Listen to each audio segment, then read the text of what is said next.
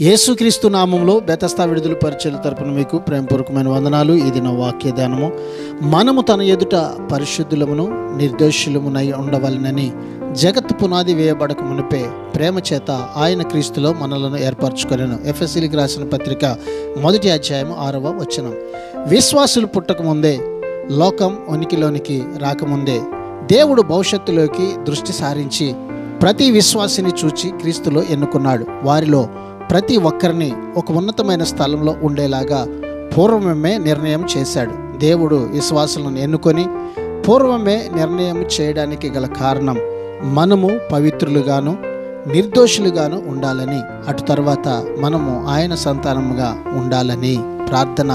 మహాపరిశుద్ధుడా, మహోన్నతుడా, మా మంచి యేసయ్య, నీ ప్రేమను బట్టి మరొక నూతన దినాన్ని మాకిచ్చినందుకు నీకు వందనాలు, స్తోత్రాలు చెల్లిస్తూ నీ నిత్య మహిమ ఎదుట మేము పరిశుద్ధులముగాను నిర్దోషులముగాను ఉండినట్లుగా నీ ఏర్పాటులో జగత్తి పునాది వేయబడక మునిపే మా మీద కలిగి ఉన్న నీ సంకల్పం అంతా కూడా నెరవేరినట్లుగా ప్రభువా మమ్మల్ని జ్ఞాపకం చేసుకొని బలపరిచి దీవించి ఆశీర్వదించమని యేసు పరిశుద్ధ నామంలో ప్రార్థించి అడిగి వేడుకుంటున్నాము తండ్రి.